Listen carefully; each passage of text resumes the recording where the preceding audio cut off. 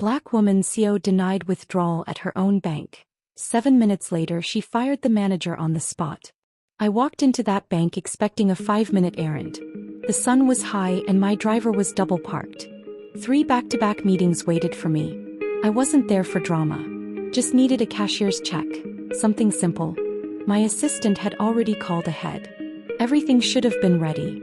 But the moment I saw his eyes, I knew. He didn't see a CEO. He saw a problem. I gave him everything. My ID. My business card. Even a memo from his bank's VP confirming the transaction. So it didn't matter. He told me I couldn't make a withdrawal at my own bank. His voice was calm. Too calm. As if he thought I might start yelling. As if he was waiting for the stereotype to arrive. 7 minutes later he was unemployed. I didn't raise my voice. I didn't curse. I just stood firm. Because this wasn't just about me. This was about every black woman who's ever been questioned for walking in her own power. 11:38 a.m. Downtown Atlanta. I step out of my Escalade and the city air hits my face. The pavement shimmered. It was the kind of day that clung to your skin, humid and heavy. I remember thinking, get in, get out. I'd worn the cream suit, the one that means business. I didn't need to prove anything, but I still dressed like I meant to. Inside the bank was too quiet. Those sleek floors, those glass walls, they hide a lot. The receptionist barely looked up. I walked to the counter, told him my name, my company, handed him the paperwork.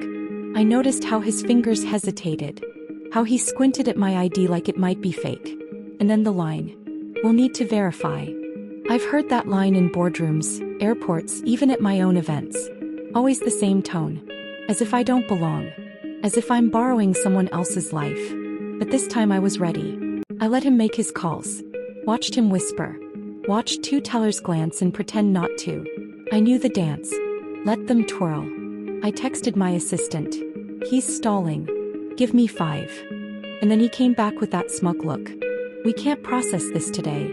I stood slowly. Looked him in the eye. Then I made a call. 1 number. 1 name. That's all it took. I stepped outside as I spoke just to give him the illusion of safety. When I walked back in, the air had changed. The regional VP's voice echoed through the speaker. Apologies. Excuses. Promises. And then came HR. I didn't gloat. Didn't smile. I just watched him walk to the back. And I got my check. But the story didn't start there. Let me take you back to the years that led to this. Because no one becomes a CEO overnight. No one walks into a bank with quiet power unless they've earned that power through storms. I was 14 the first time I was accused of stealing, at a bookstore. I was reading quietly in a corner, waiting for my mother.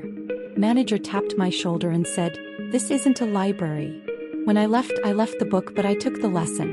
You can be brilliant, respectful, and still be treated like you're trespassing. So I started building. First came college. Mostly scholarships, 2 jobs. Then grad school, Ivy League, top 10%. Then the company. From scratch. My name on every permit, my blood in every contract. So when I walk into a bank, I don't walk in with arrogance. I walk in with history. That day, waiting for Brad to finish his little performance, I felt every part of that journey press against my chest. The thing about moments like this, it's never just one moment. It's a culmination. A silent ledger that adds up over time. The way he looked at me, that wasn't about policy. That was training. Systemic. Automatic. And still I didn't give in. Didn't let him break my face. I held the line, for every girl who's ever been asked to smile more. Every woman told she was too much. Every executive told she was intimidating. He thought he had power because he had a desk, a computer, a little badge. What he didn't know was that I had the board. I had relationships, influence, leverage, not loud but real. So when I stepped outside and made that call, I wasn't begging. I was reminding. And the reminder landed.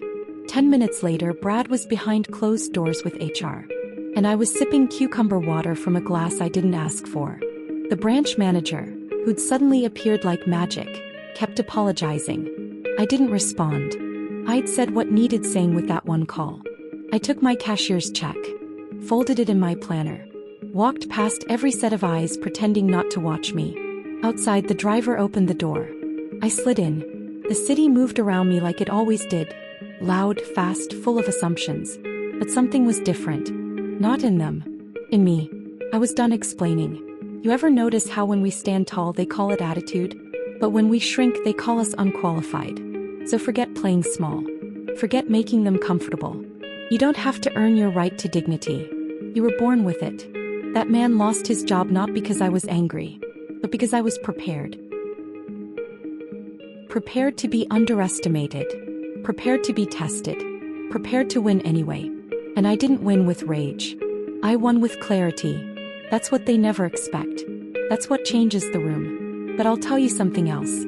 Even after I left that bank, even after I made my meetings, I couldn't stop thinking about it.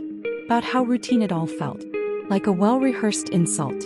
How many of us walk through life fielding these slights, coded, polite, dangerous in their civility? I thought of my niece. Just turned 10. Already brilliant, already bold. I thought, what world am I handing her? Because if I can walk in with everything, credentials, power, reputation, and still be seen as suspect, what happens when she walks in with nothing but her voice? We need to build a world where that's enough. Where she is enough. So no, it wasn't just about me. It never is. Back at the office, my team asked what happened. I smiled. Told them it was handled. I didn't need to go into detail. The lesson wasn't just in the firing.